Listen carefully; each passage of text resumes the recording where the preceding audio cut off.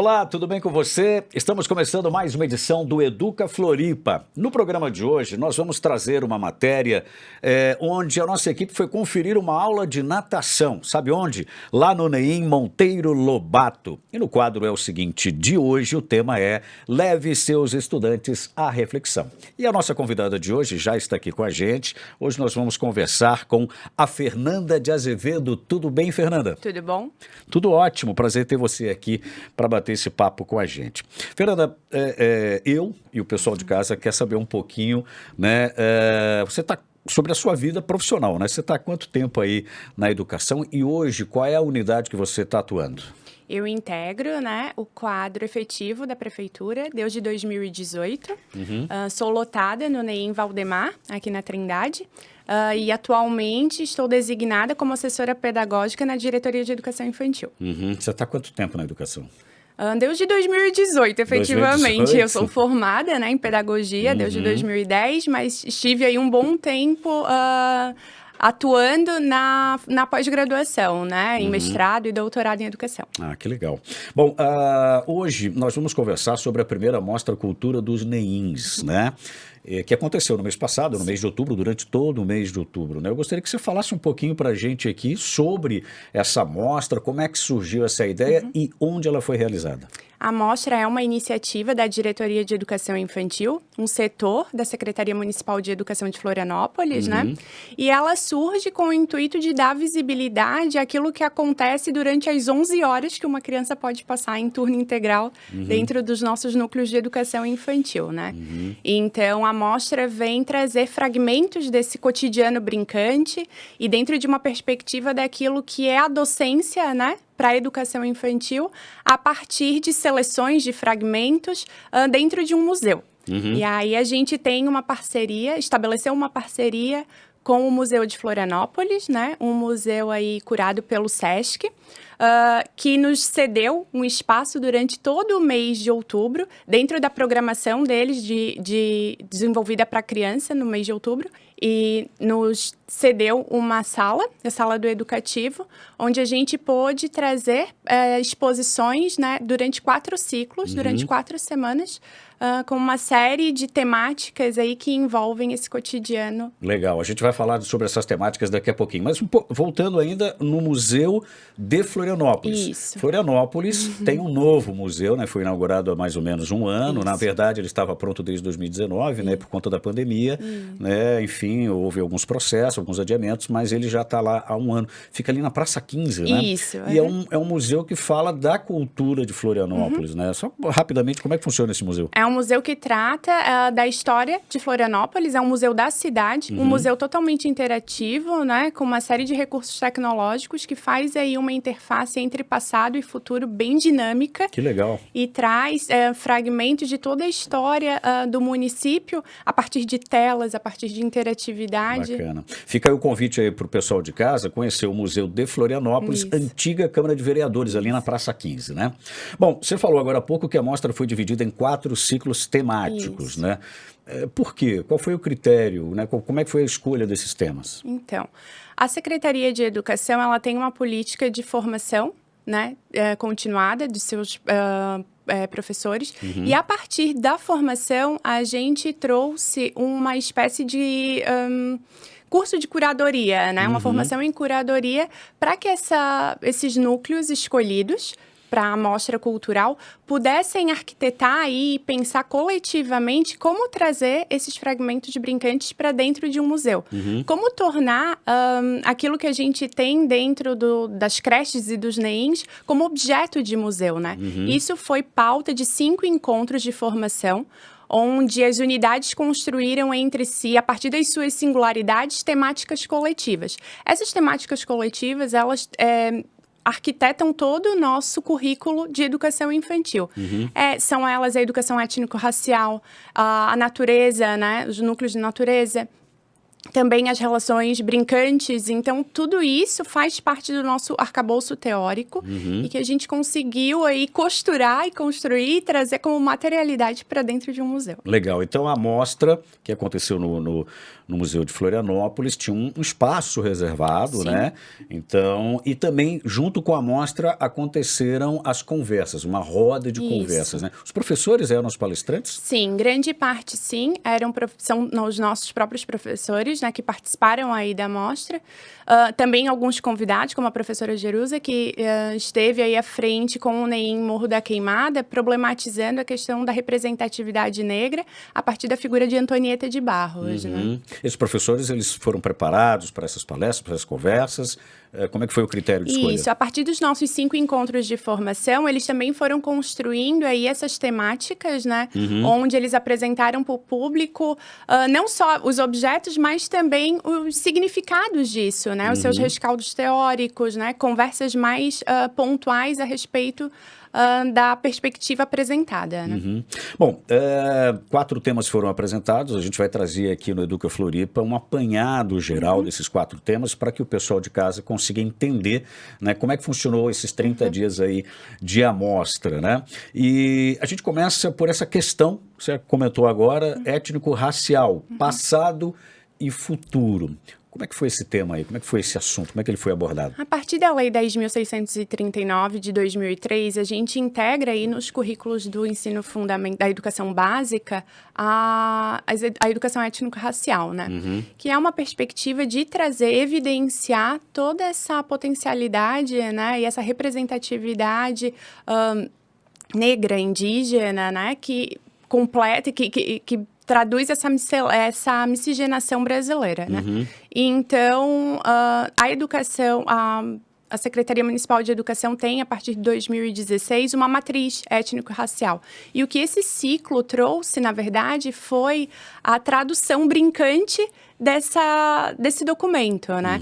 A gente observou que os profissionais, tanto do NEIM Morro da Queimada, quanto do NEIM Irmão Celso, objetivaram, né, na apresentação deles, na mostra, no ciclo deles, esse brincar a partir da perspectiva étnico-racial, a partir trazendo elementos aí de visibilidade, né, negra, de visibilidade de figuras importantes como Antonieta de Barros, como também perspectivando aí essa identidade, né, que atravessa os NEIMs, porque são NEIMs onde existe uma vida negra pulsante, como o Morro da Queimada e também o Irmão Celso. Ok.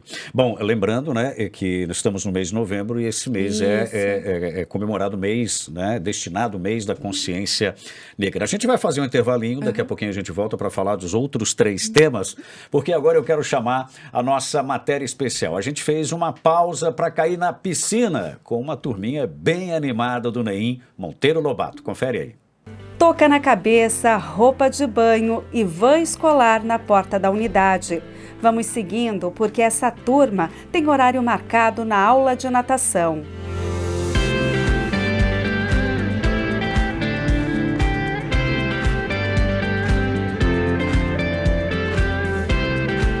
A cena se repete todas as sextas-feiras com 2 grupos do NEIM Monteiro Lobato, mas também envolve turmas de outra unidade da rede municipal no bairro Carianos. Um projeto que acontece há algum tempo em forma de parceria. Gisele, esse é um projeto que acontece toda sexta-feira, que envolve 2 turminhas do NEIM Monteiro Lobato. Como é que vocês se organizam para trazer as crianças para a academia? Essa é uma organização que a gente faz parceria com a academia, o transporte escolar, que é o Paulo, a pessoa do Paulo, então a gente faz essa organização junto com a família. Lá no início do ano, toda essa organização de valores, como é um projeto social, então é um valor bem reduzido, então a gente consegue estar fazendo toda essa parceria com eles, claro, graças ao Valmir, junto com a academia, que é a idealizadora, que é a Denise, que está junto com a gente desde 2017, e esse é um projeto que já é mais antigo ainda, porque começou com a Ida Lino Show, né, e a gente abraçou, ela abraçou junto com a gente, e claro, se não fosse as famílias, esse projeto não aconteceria. E a importância de trazer esse tipo de esporte, que é a natação, para esses pequenos? Porque não é comum a gente ver nos núcleos de educação infantil essa atividade. surgiu da necessidade de ter uma atividade física diferente daquelas que eles já estão habituados a ter. Então, assim, o meio aquático, nem todas as crianças têm essa possibilidade. Então, com essa parceria com a academia, a gente conseguiu propiciar isso para a comunidade, principalmente por conta de crianças que às vezes têm baixa renda e não conseguiria ter esse movimento. E hoje, tu vê isso aqui sendo concretizado, é uma realização de um sonho. Gisele, são quantos estudantes na piscina? São 21 crianças por grupo, são 2 grupos. E além da parceria do pessoal aqui da academia, que dá o suporte, tu contas também com ajuda, com auxílio dos professores da unidade. Isso. Eu entro também na piscina quando é necessário. A gente tem a supervisora, a Rebeca, que também abraça esse projeto com a gente. Nós temos a professora de Educação Física da unidade, que também está nesse projeto, então desde o início. Tem, claro, no caso de uma falta, a gente tem também as professoras que quando escolhem o grupo, elas já sabem que tem esse projeto natação. Então, na parceria, no caso de uma necessidade, uma professora ou uma auxiliar, elas também têm esse compromisso com o projeto de estar entrando na piscina quando necessário. O projeto já tem mais de 10 anos e cada mergulho é prova de que essa parceria entre NEINs, educadores, pais e academia abre novas janelas de oportunidades para os estudantes. Esse projeto começou há 13 anos atrás, com um grupo de crianças, um grupo só, o grupo G6, da creche dali no show, na época era nomeado creche, né? Hoje é NEIN. E só começou com um grupo. Depois a gente passou a atender 2 grupos na piscina e depois foram abrindo outros horários, sempre nas sextas-feiras, nos períodos matutino e vespertino. Aí a gente colocou esse projeto no papel e foi levado para a secretaria para que eles tivessem ciência disso, apesar do projeto ter sido total iniciativa dos NEINs, né? Das profissionais que trabalham lá, tanto diretoras, supervisoras, professoras, auxiliares e famílias, né? Que sem as famílias, como a gente ia conseguir fazer? Não tinha como, né? A gente precisava dessa parceria. Então a gente levou para a secretaria esse documento pronto para que eles tivessem ciência disso. O que traz de benefícios esse projeto para as crianças da nossa comunidade, né? Em primeiro lugar, o acesso a um novo ambiente fora da instituição, né? Fazendo atividades físicas num ambiente completamente diferente da creche, né? Saídas, responsabilidade, desenvolver a responsabilidade com seus pertences, cuidado com o outro, cuidado com a sua roupa, com o seu chinelo, com a sua toalha, com a sua sunga, com a sua touca, com o seu maiô. E mais ainda, né, desenvolver a independência na água, né? Que a criança tenha essa oportunidade numa ilha onde estamos cercados de água. Como não oportunizar isso para crianças que talvez nunca tenham a oportunidade de pagar uma matrícula para fazer uma aula de natação numa academia. Então, uma oportunidade essa que é ímpar para eles. Na piscina, esses pequenos se divertem, mas também desenvolvem a autoconfiança e outras habilidades socioemocionais e melhoram a habilidade. Eles têm a primeira vivência da criança na água, eles aprendem aqui na piscina, né?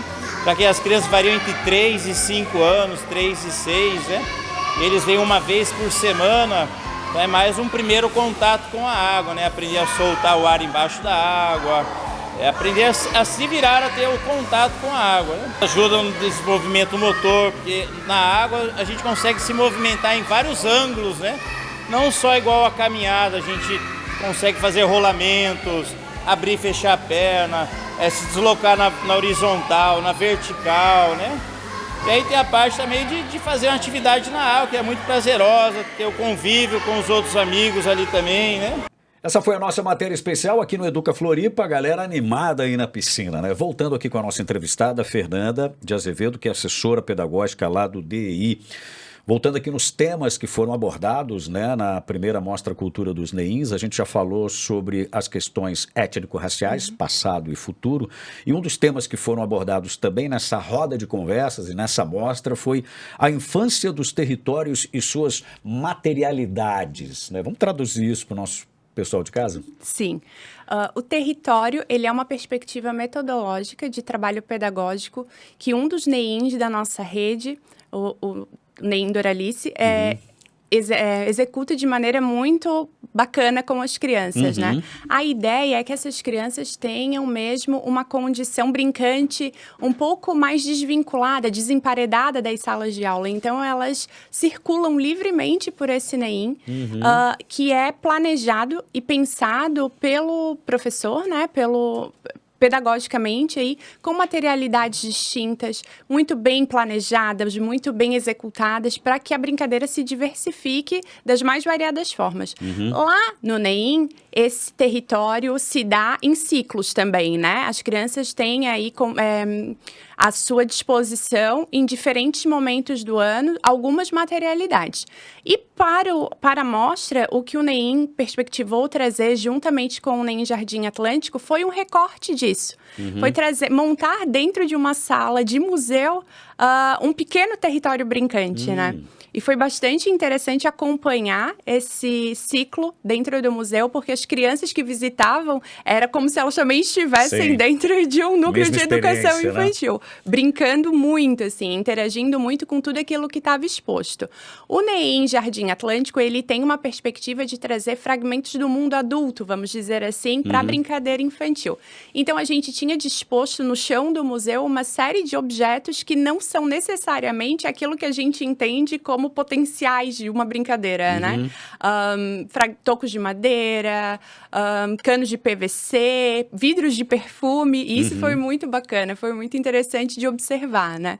Então, esse território, esse ciclo da mostra trouxe aí uma perspectiva de que a brincadeira se dá de variadas formas, né? Não necessariamente com aquele brinquedo estruturado, que a gente entende, né? E também de maneira comercial, que a gente tem a finalidade última de brincar, mas com uma série de outros elementos, tanto da natureza, tanto de fragmentos mesmo do mundo adulto, que a criança aplica ali a sua imaginação, aplica a sua perspectiva brincante. Eu ia comentar isso agora. Então, a ideia é da criança explorar todo o território da unidade, ali sair um pouco da sala de aula, observar esse território, os elementos dispostos nele, e a partir daí deixar a criatividade fluir. Exato. E como você falou, às vezes um toco, um cano de PVC, aquilo na cabeça da criança, com a sua criatividade, acaba virando um brinquedo que para nós adultos, né, às vezes é simplesmente um toco ou um cano de PVC. Exatamente. Bacana, bacana. Bom, um outro tema que foi colocado aqui dentro dos quadros foi a tessitura entre cultura e a natureza, um tema que está muito em voga hoje, né? Fernanda, crescer e desenvolver enquanto ser humano é um processo que se dá em comunhão com a natureza? É possível crescer desvinculado disso ou não? Não, com certeza não. Até então, nós tínhamos dentro da nossa documentação a perspectiva de um núcleo de ação pedagógica chamado Relações com a Natureza. Hoje, nós já ressignificamos essa ideia, não de relação com a natureza, né, mas um núcleo de ação natureza, porque nós somos natureza. E a criança, ela está nesse bojo, né? Ela está nesse envolvimento como um ser brincante que brinca dentro dessa conjuntura natural, né? Dentro dessa perspectiva de natureza. E então, sim, quando a gente traz para dentro do NEIM esse recorte, a gente traz elementos dessa criança que brinca nesse mundo, né? Que brinca na natureza, que brinca com os fragmentos da natureza também. E se desenvolve e de maneira mais intergeracional também, porque tem aí toda uma perspectiva cultural a partir das tradições brincantes também, né? A gente trouxe o boi de mamão, a gente trouxe também toda a perspectiva folclórica, né, que existe na nossa ilha para dentro do museu. Então, é aí que entra essa ligação entre a cultura e a natureza, né? A cultura também ensina a criança a respeitar a natureza, porque eu entendo que todas essas brincadeiras, né, toda essa convívio com a natureza, o objetivo maior é brincar e conscientizar essa preservação, né? Sim, de que nós somos isso, né? Nós somos esse mundo. Não existe nada além dessa natureza, né? É a importância de aprender, brincar, preservando, né? Bom, aí a gente sai da tessitura entre cultura e natureza e a gente vai falar um pouco de arte. Foi um dos temas que foram abordados nesses 30 dias aí. Arte e expressão cultural. O brincar afeta a cultura E vice-versa? A cultura afeta o brincar? Com certeza, né? A gente tem uma brincadeira que é, em última medida, um recorte da cultura onde ela está inserida, né? E quando a gente traz esse ciclo, a gente está dando visibilidade também a uma nova política educacional, uma nova política de educação infantil que vem sendo implementada na rede, né? Alguns dos núcleos de educação infantil estão recebendo aí uma série de professores professores de área. Que professores são esses? São professores que atuam diretamente com artes visuais, com música, com dança. Então, são pessoas que estão ali na construção desse cotidiano brincante da criança, né, desse cotidiano pedagógico, potencializando a interface da infância com essas áreas. Né? Então, por isso, a gente dá essa visibilidade dentro da mostra para essas novas experiências artísticas que eles estão tendo dentro do NEIM, né? Então foram temas, né, deu para perceber que foram temas que foram desenvolvidos aí nas unidades, né, dos NEIMs, da Secretaria Municipal de Florianópolis, e essas técnicas de ensino, né, tudo que foi conversado, porque acredito que vocês conversam bastante, os professores, os pedagogos e tal, né, o pessoal da assessoria. Então, isso trouxe uma tecnologia de ensino, trouxe novas técnicas, e aí vocês sentiram essa necessidade de mostrar isso para o grande público, né? E nada melhor do que num museu, num espaço aberto, né? A ideia é dar uma devolutiva para a sociedade também, né? Do que acontece dentro desses núcleos de educação infantil. Porque, por vezes, a gente tem cristalizado no ideário mesmo que a creche ainda está, né, envolta nessa ideia apenas do cuidar. Mas essa articulação cuidar e educar é o que possibilita que a criança brinque, seja cuidada e extrapole aí todos os seus limites de imaginação, potencialize sua perspectiva formativa, né? Que bom. Bom, a gente vai dar mais uma pausinha agora, porque eu quero chamar o nosso momento de reflexão aqui no nosso quadro. É o seguinte: chegou a hora da gente pensar um pouco. No quadro É o Seguinte de hoje, Maurício Pereira fala sobre a importância dos professores levarem seus alunos à reflexão.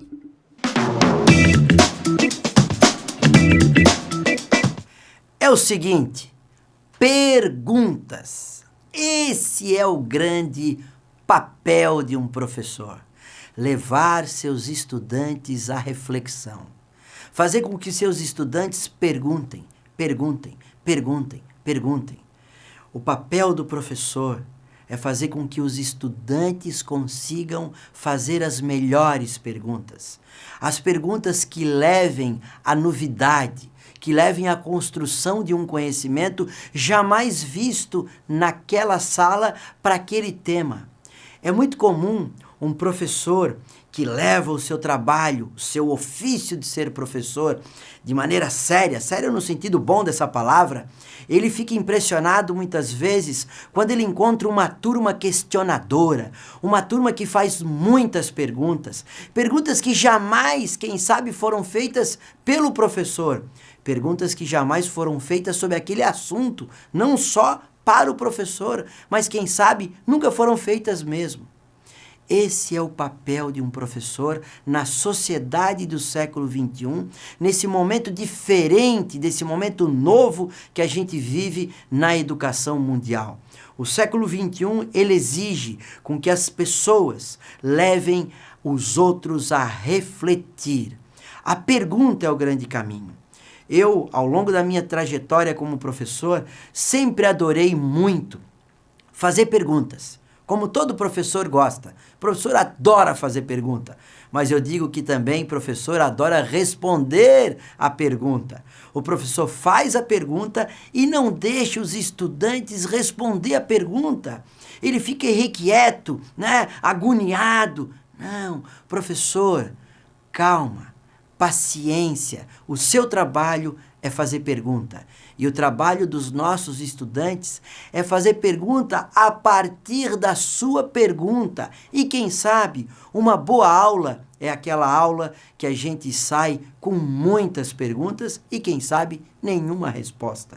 Porque é a pergunta que nos faz pensar. Eu queria que a gente, no dia de hoje, no nosso quadro de hoje, pensasse sobre isso. Às vezes, na corrida de um dia a dia, na corrida da sala de aula, a gente quer fazer pergunta, quer responder para dizer que o conteúdo foi dado. Errado. O conteúdo precisa ser mastigado no bom sentido da palavra a partir de muitas perguntas, gerando novos conhecimentos. Não queira ter as perguntas e as respostas. Queira ter muitas perguntas e muitas perguntas a partir das perguntas formuladas. Quem sabe até você vai responder essas perguntas. Minha preocupação sempre foi com a pergunta. É a pergunta que gera novidade, é a pergunta que vai nos aquietar, tirar a gente do nosso status quo e vai levar a gente a pensar, refletir e aprender. Então, a pergunta é o grande processo diferencial do ensino-aprendizado nos dias de hoje. Não necessariamente a resposta da pergunta. E você, professor que está me vendo, olha a minha camisa. Não é para amarelar quando o estudante faz a você uma pergunta que você não sabe. Perguntas não necessariamente são feitas para dar uma resposta. Perguntas são feitas para gerar discussão. Então, professor, não fique com medo, não amarele em responder ou receber uma pergunta tida como difícil, porque é na pergunta que a gente vai continuar a reflexão. É o seguinte, a educação transforma. Um grande abraço e um beijo no coração. Leve seus alunos à reflexão, esse foi o tema do nosso É o Seguinte de hoje. Para encerrar, estamos aqui conversando com a Fernanda. Eu soube que o encontro foi meio internacional, né? Como é que foi isso aí? Na verdade, durante o período em que a mostra esteve ali em exposição, né, que acontecia durante os dias de semana, o museu recebeu em média 2.000 visitas durante o mês de outubro, né? Dessas, cerca de mais de 400 assinaram o nosso livro de visitas da exposição.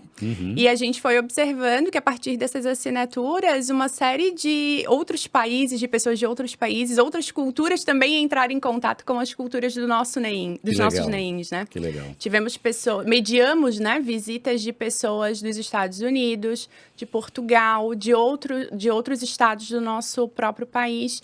E foi muito interessante mediar essas visitas, porque a gente observava como ainda há um estranhamento de imaginar tudo aquilo que acontece dentro de uma creche, né? E de como isso pode ganhar forma dentro de um museu. Então, estivemos aí com professores de outros estados também que se maravilharam e pensaram e problematizaram, inclusive, de levar essa iniciativa para outros lugares. Olha, isso legal, é muito bacana. A gente exportando aí. Isso, ideias. Né? Ideias. Bom, fala um pouquinho da parceria que vocês tiveram com o SESC, né? Que abriu espaço no museu para a mostra, né? Na verdade, a parceria com o SESC, ela surge numa iniciativa anterior. Nós buscávamos aí lugares pela cidade para trabalhar a formação de diretores e supervisores.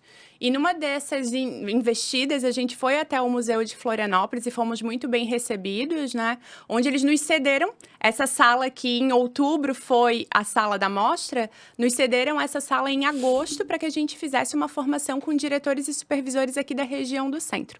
A partir dessas conversas, né, nós tomamos conhecimento de que o museu tinha a iniciativa de, no mês de outubro, privilegiar a infância, né? E aí a Secretaria de Educação acabou integrando... Juntou uma ideia com a outra. Exatamente, integrou o calendário do museu para esse mês, né? Muito bem. Fernanda, já deu para perceber que o evento foi um sucesso, né? Estamos encerrando o ano. Sim. Para o ano que vem, vamos ter a segunda edição? Temos essa perspectiva, sim. Pensamos em manter a parceria com o SESC, né, para o próximo ano, talvez viabilizando aí o mês de outubro também, e pensando em trabalhar uma série de... um edital talvez interno, sabe, onde a gente consiga mobilizar os nossos núcleos a trazer coisas novas aí para o museu. Bacana. A gente torce aqui que aconteça a segunda edição da Mostra Cultural dos NEIMs. A primeira foi agora no mês de outubro. Fernanda, muito obrigado pela sua entrevista. Eu que agradeço. O papo foi muito bacana. Legal. Bom, o Educa Floripa fica por aqui. Nos vemos numa próxima edição. Um grande abraço.